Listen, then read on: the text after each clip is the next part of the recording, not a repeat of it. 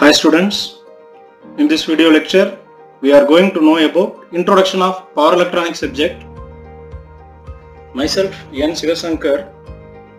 If you have any clarification regarding this video lecture, kindly contact to my mail id sivasankarnallusamy@gmail.com.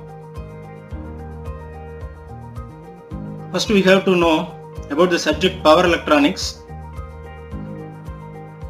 In general, electrical engineering department is divided into three major areas.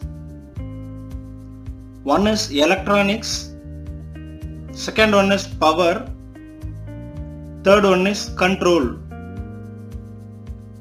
First we have to know about electronics. It is a subject deals with the study of semiconductor devices and circuits for the processing of information at low power levels. So, electronic subject deals with processing of information at low power levels, and the processing of information is carried out with the help of semiconductor devices. And the next one, power, deals with both rotating and static equipment for the generation, transmission, distribution and utilization of vast quantities of electrical power. In this definition, rotating equipments are nothing but electrical motors and generators, where static equipments are transformers. And then control. It deals with the stability and the response characteristics of closed loop system. Response characteristics of closed loop system means both steady state character and dynamic character. From these three major areas, we are getting the definition of power electronics, that it is a subject which deals with the use of electronics for the control and the conversion of large amounts of electrical power. Control of electric power means the output voltage can be controlled.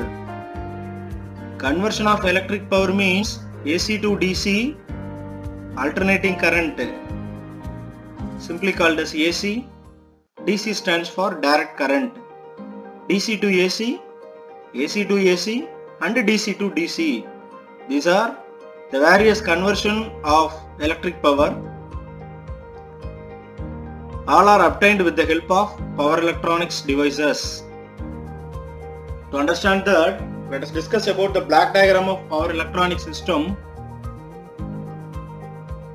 The block diagram of power electronic system consists of source, power converter, load and controller.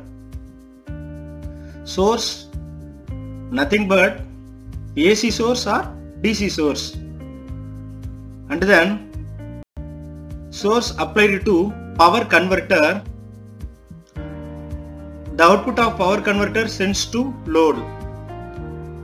Loads may be electric motor. Electric motor means DC motor, single phase AC motor or three phase AC motor. Based on your requirement, you can use the load. If the load is DC motor and the input supply is AC supply, then the function of power converter is to convert that AC supply into DC, which is a need of load. So to convert AC into DC, the power converter acts as rectifier.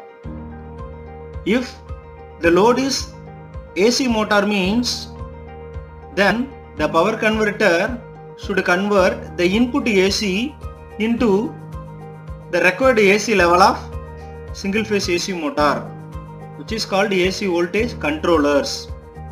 If the input is DC and the output is AC means, at the time the power converter acts as inverter. Then the feedback signal sends to controller. Part of output signal taken as feedback signal, then it sends to controller. Controller already receives reference signal.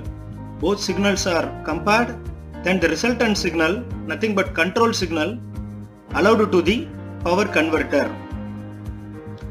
feedback signal may be speed signal or current signal.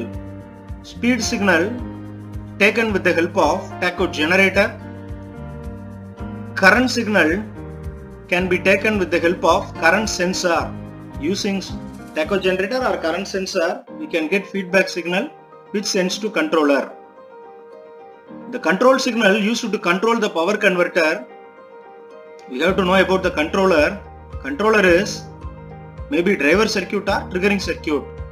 Driver circuits for BJT or MOSFET, triggering circuit for SCR and triac. Let me electric power is controlled and converted with the help of electronic devices. So this is what the explanation of power electronics subject.